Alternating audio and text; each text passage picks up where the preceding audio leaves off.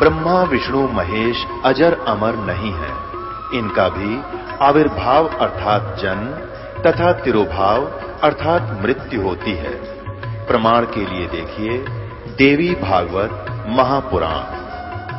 ब्रह्मा, मैं, विष्णु और शिव ये तुम्हारी प्रभाव से जन्मवान है। तो हम तो जन्मवान है, हमारा तो जन्म होता है और मरते हैं, नित्य नहीं है, हम अविनाशी नहीं है। फिर इंद्रादि दूसरे देवता नित्य किस प्रकार हो सकते हैं? कृपया अवश्य सुनिए जगत गुरु तत्वदर्शी संत रामपाल जी महाराज के अमृत वचन।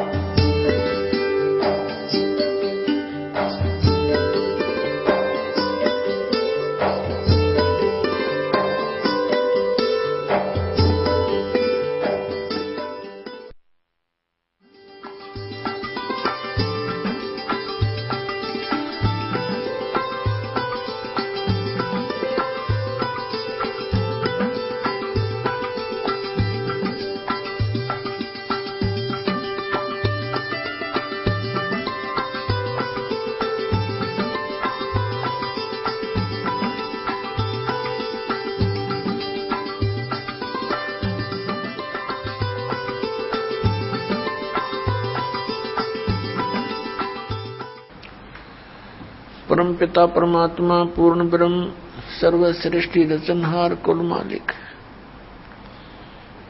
कबीर परमेश्वर जी, ये हमारे सभी आत्माओं के जनक हैं, हमारे पिता हैं। ये परमात्मा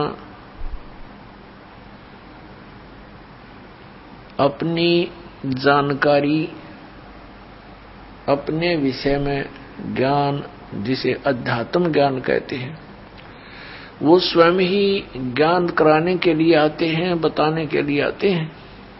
श्रीमद् भगवत गीता अध्याय नंबर 10 के श्लोक नंबर 2 में गीता ज्ञान दाता कहता है कि मेरी उत्पत्ति को न तो ये ऋषिगण जानते हैं और न ही देवता लोग, क्योंकि मैं इन सब का आदि कारण हूं। मैं इनका उत्पत्ति करता हूं, क्योंकि श्री ब्रह्मा रजगुण, श्री विष्णु सतगुण, श्री शिव तमगुण के पूज्य पिताजी ये ज्योत स्वरूपी निरंजन सरपुरुष अर्थात ये काल भगवान है, जिसने गीता जी का ज्ञान अपने पुत्र श्री विष्णु अर्थात श्री कृष्ण जी में प्रवेश करके बोला। पुण्यात्माओं, जिन्हें हम परमात्मा कहा करते थे, supreme power, overall controller, Shri Krishna ji से अतिरिक्त कोई भगवान नहीं, श्री कृष्ण जी पूर्ण परमात्मा है, ऐसा सुना करते थे इन तत्वज्ञानहीन नकली ऋषि में ऋषि मंडलेश्वरों से। उन श्री कृष्ण श्री विष्णु अर्थात श्री विष्णु ब्रह्मा विष्णु महेश जी को स्वयं पता नहीं उनके पिताजी कौन हैं, और वो ज्ञान किसने दिया? जिसने इनके पिता की भी उत्पत्ति की।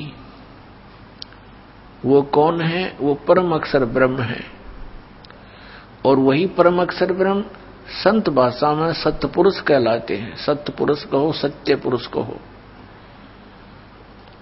वो कौन है? परम अक्षर ब्रह्म कहो, सत्य पुरुष कहो, ये तो उनकी उपाधि है।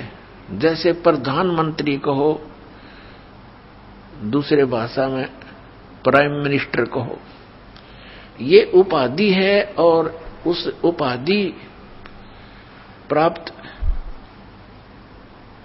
का नाम कुछ अन्य ही होता है। जैसे भारत के आदरणीय प्रधानमंत्री जी का नाम तो अन्य ही होता है, लेकिन प्रधानमंत्री उसकी उपाधि। ऐसे ही परम अक्षर ब्रह्म, सत्य पुरुष, अकाल मूर्त, सब स्वरूपी राम, ये उस कबीर परमात्मा की उपाधि है। उसका नाम कबीर देव है। और पवित्र कुरान शरीफ में अल्लाह अकबर, पवित्र वेदों में कबीर देव। तो इस प्रकार वो परमात्मा कबीर देव है।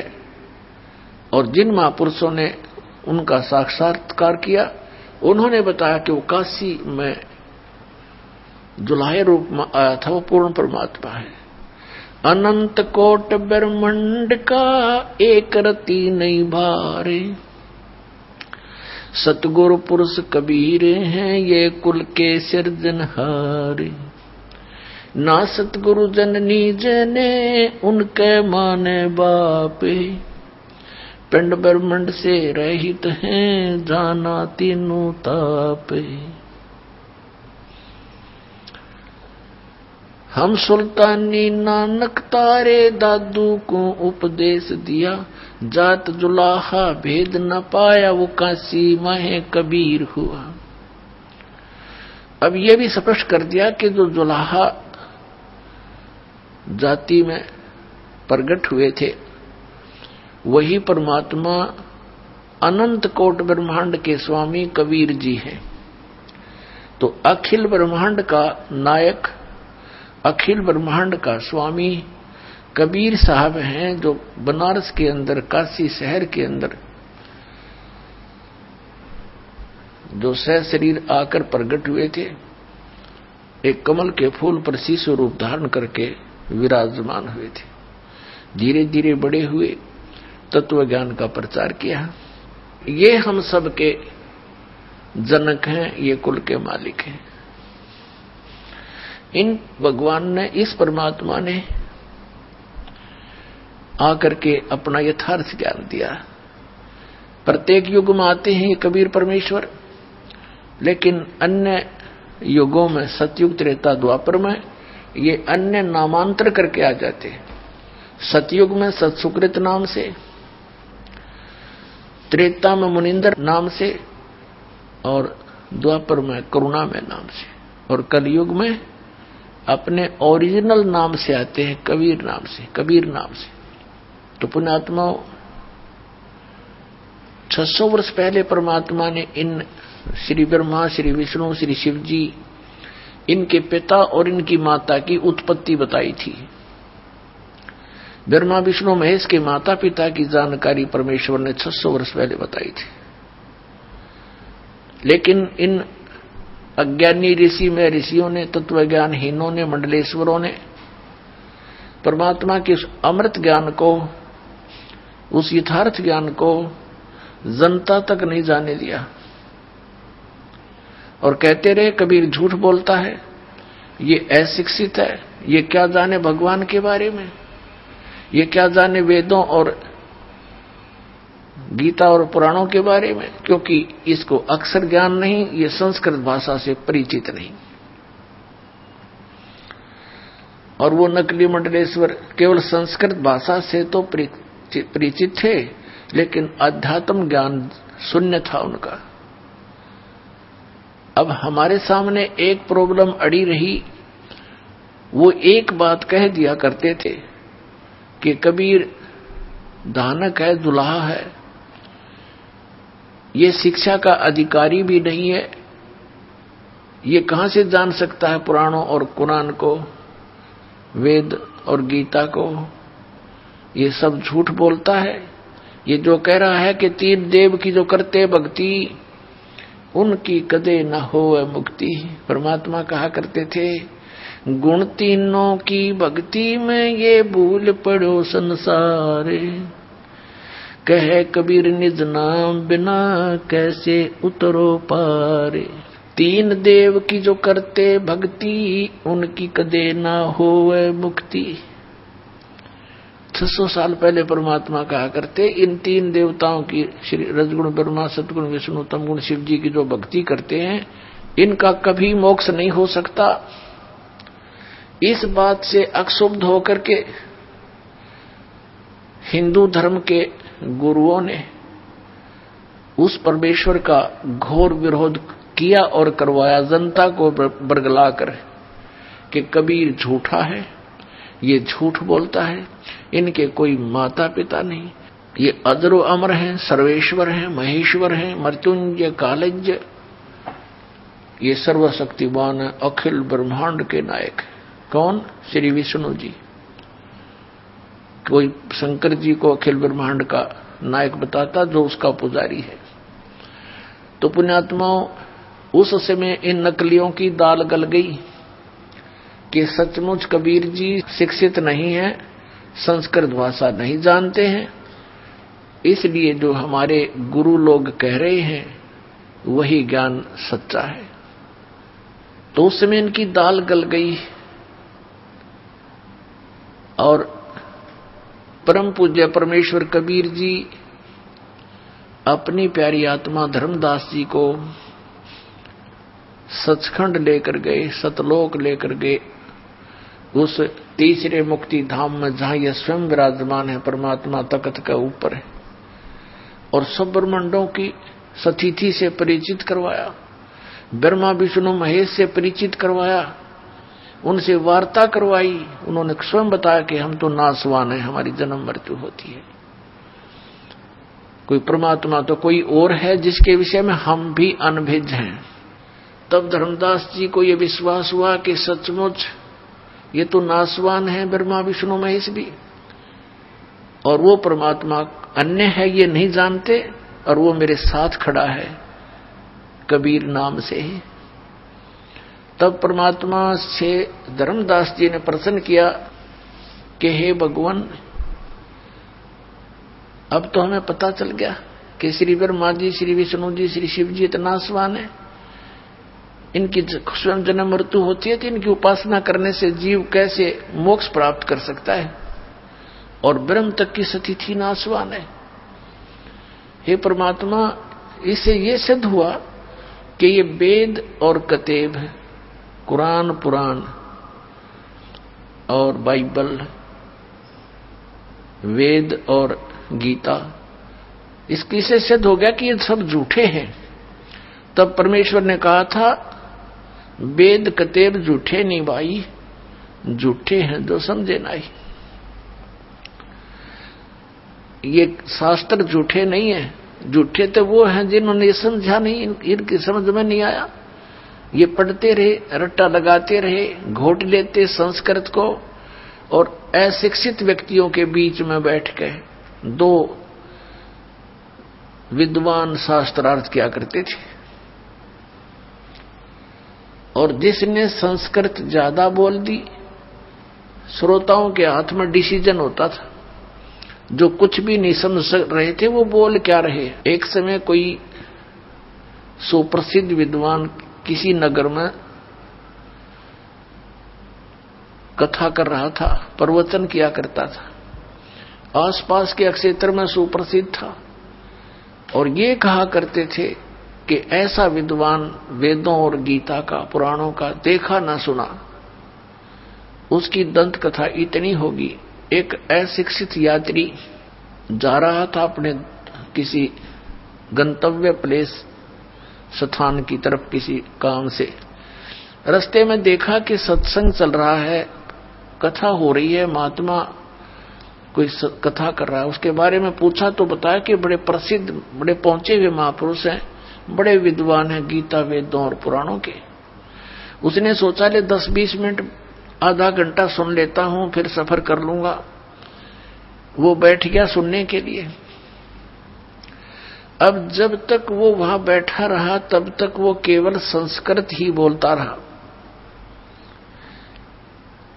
अब उस श्रद्धालु ने सोचा कि आध घंटा हो गया, मैंने आगे सफर भी करना है, चलता हूं, बहुत सत्संग सुन लिया। वो जा रहा था, रास्ते में कोई ग्वाला था, उसने पूछा कि कहां से आए हो यात्री, कहां जा रहे हो?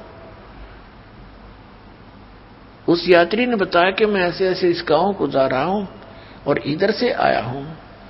तो उस ग्वाले ने कहा कि रास्ते यहां इस नगर में एक महात्मा आए हुए हैं,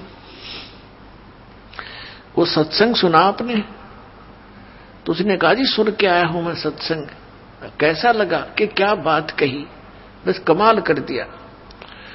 तो उसने कहा, उस पाली ने, ग्वाले ने कहा कि कुछ मुझे भी सुना दो, मुझे तो सौभाग्य प्राप्त हुआ नहीं वहां जाने का, क्योंकि मैं पशुओं को लिए हुए हूं, मुझे भी 2 वचन सुना दे जो तू सुन कर आया है।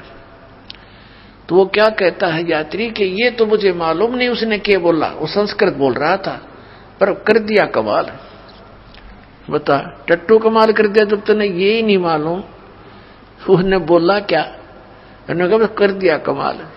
तो पुण्यात्मा, इस तरह ये लोक वेद के आधार से सुनी सुनाई बातों से एक दूसरे से सुनकर ये महापुरुष और मैं ऋषि पाक रहे थे, न कख नहीं पता था किसी ने भी।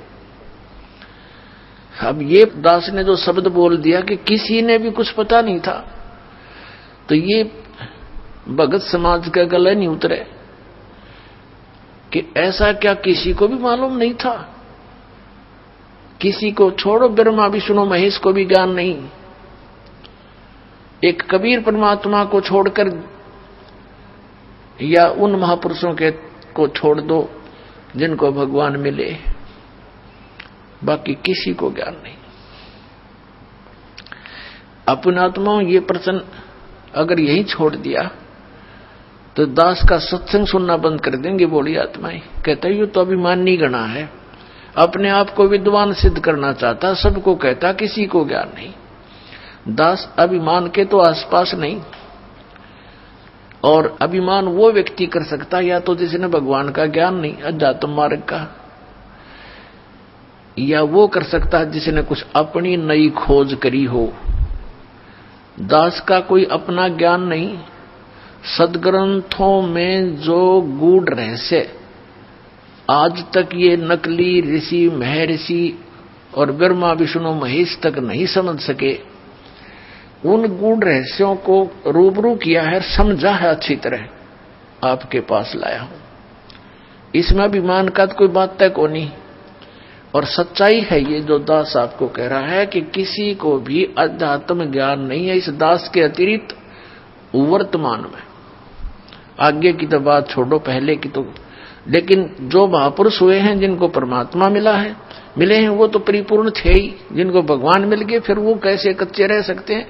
वो कौन कौन है? आदरणीय धर्मदास साहिब जी, आदरणीय मुल्कदास साहिब जी, आदरणीय नानक साहिब जी, आदरणीय दादू साहिब जी, आदरणीय गरीबदास साहिब जी, गांव छुड़ानी, जिला झज्जर, हरियाणा वाले, और आदरणीय गीसा दास साहिब जी, गांव खेखड़ा, जिला मेरठ और उत्तर प्रदेश वाले।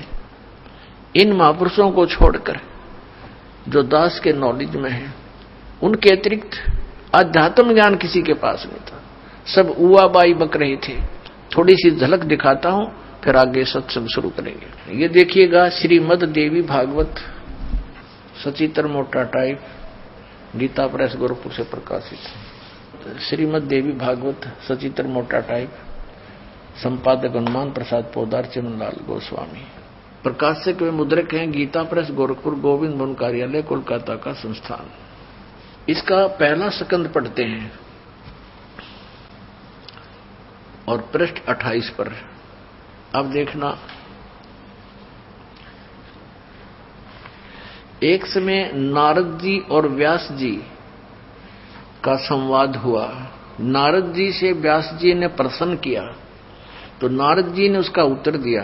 नारद जी ने कहा, महाभाग व्यास जी, तुम इस विषय में जो पूछ रहे हो ठीक यही प्रश्न मेरे पिताजी ने भगवान श्री हरि से किया था।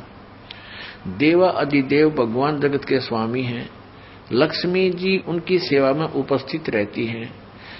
दिव्य कौस्तुमणि उनकी शोभा बढ़ाती है। वे शंख चक्र गदा लिए रहते हैं, पीताम्बर धारण करते हैं, 4 भुजाएं। वे चराचर जगत के आश्रयदाता हैं। ये विष्णु जी की महिमा कर रहे हैं। नारद जी के ब्रह्मा जी ने बताई थी। जगत गुरु एवं देवताओं के भी देवता हैं। ऐसे जगत प्रभु भगवान श्री हरि महान तप कर रहे थे, उनकी समाधि लगी थी। यह देखकर मेरे पिता ब्रह्मा जी को बड़ा आश्चर्य हुआ। अतः उन्होंने जानने की इच्छा से प्रकट की। ब्रह्मा जी ने पूछा, प्रभो, आप देवताओं के अध्यक्ष, जगत के स्वामी और भूत भविष्य एवं वर्तमान सभी जीवों के एकमात्र शासक हैं। भगवान, फिर आप क्यों तपस्या कर रहे हैं और किस देवता की आराधना में ध्यान मग्न हैं? मुझे असीम आश्चर्य तो यह हो रहा है कि आप देवेश्वर एवं सारे संसार के शासक होते हुए भी समाधि लगाए बैठे हैं। ये तो है ज्ञान श्री ब्रह्मा जी का विष्णु जी को सर्वेश्वर बता रहा है। ब्रह्मा जी के विनीत वचन सुनकर भगवान श्री हरि यानी विष्णु जी बोले। फिर श्री हरि कहने लगे, ब्रह्मन सावधान होकर सुनो, मैं अपने मन का विचार व्यक्त करता हूं। देवता, दानव और मानव सब यही जानते हैं कि तुम सृष्टि करते हो, मैं पालन करता हूं और शंकर संहार किया करते हैं। किंतु फिर भी वेद के पारगामी पुरुष अपनी युक्ति से यह सिद्ध करते हैं कि रचने, पालने और संहार करने की यह योग्यता जो हमें मिली है, इसकी अधिष्ठात्री शक्ति देवी है, दुर्गा है। वे कहते हैं कि संसार की सृष्टि करने के लिए तुम में राजसी शक्ति का संचार हुआ है, यानी ब्रह्मा जी रजगुण, और मुझे सात्विक शक्ति मिली है, विष्णु जी सतगुण। रुद्र में तामसी शक्ति का आविर्भाव हुआ है, यानी शिव जी ये तमोगुण।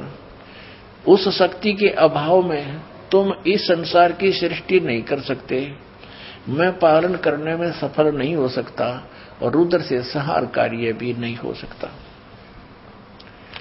हम सभी उस शक्ति के सहारे ही अपने कार्य में सदा सफल होते आए हैं।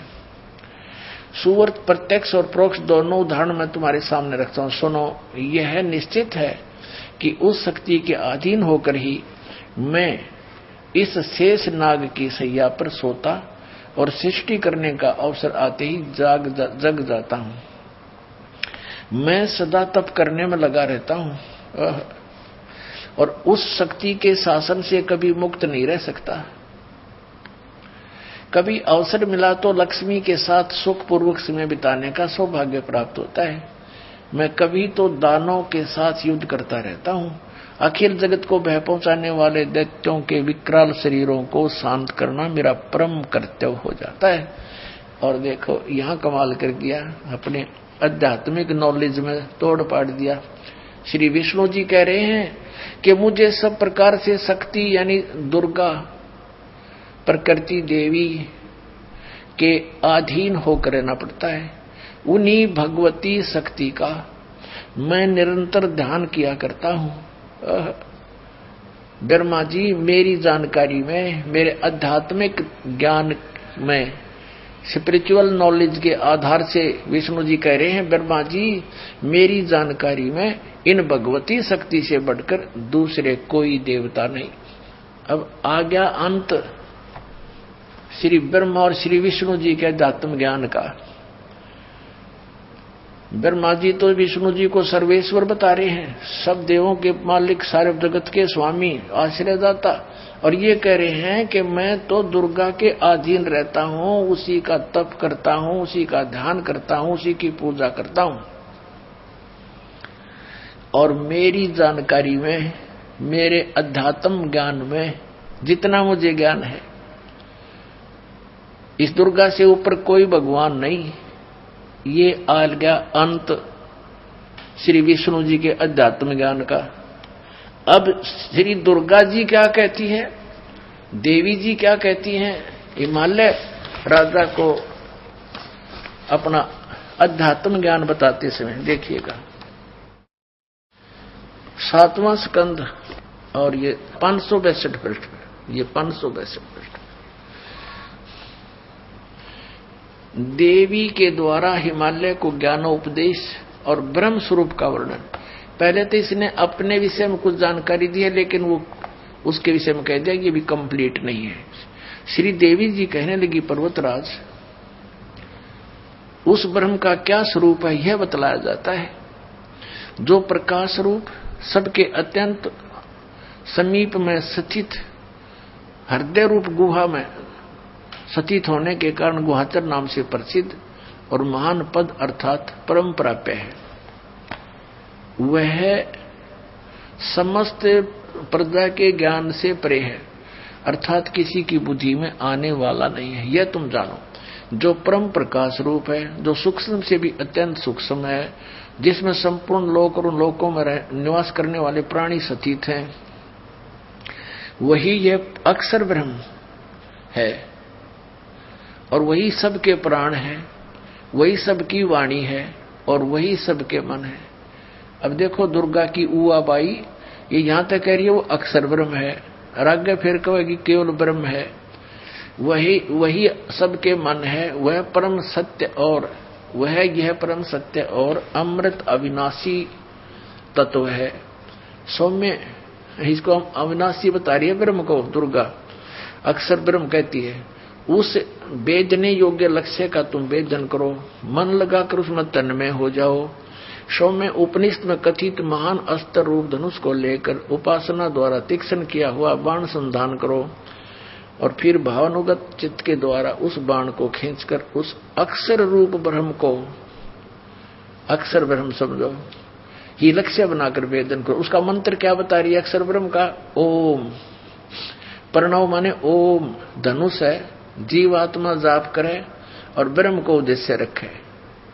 ब्रह्म पाने का उद्देश्य देख, यहां तो अक्षर ब्रह्म और फिर यहां ब्रह्म, ओम उसका नाम है ब्रह्म का।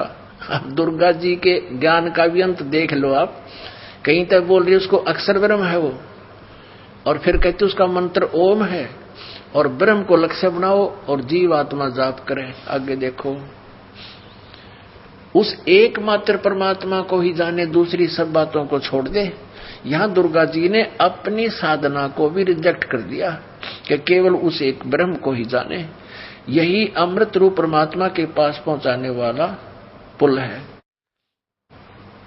यहां देखो, इस आत्मा का ओम के जप के साथ ध्यान करो, इससे अज्ञान में अंधकार से सर्वथा परे और संसार समुद्र से उस पार जो ब्रह्म है उसको पा जाओगे, तुम्हारा कल्याण हो। ब्रह्म ओम ब्रह्म का जाप है, और इसी ब्रह्म को ये कभी तो अक्षर ब्रह्म कह रही है, यहां भी अक्षर ब्रह्म कहा है। तो इसे सिद्ध है कि ये कितनी विद्वान है, और इसने कहा कि इस ब्रह्म की पूजा करो और सबकी पूजा छोड़ दो। और वो ब्रह्म कहाँ रहता है? उसका ओम नाम है। वह यह सबका आत्मा ब्रह्म ब्रह्मलोक रूप दिव्य आकाश में स्थित है। ये ब्रह्मलोक में रहता है अपने आत्माओं। यही यजुर्वेद अध्याय नंबर 40 के मंत्र नंबर 17 में स्पष्ट है। वेद ज्ञान दाता ये ब्रह्म है। ये कहता है कि मैं ऊपर अंतरिक्ष में ब्रह्मलोक में रहता हूं, स्वर्ग में रहता हूं, और वो परमात्मा तो प्रोक्ष है, वो तो गुप्त है, उसकी जानकारी हमें नहीं है। वो तत्वदर्शी संतों से पूछो।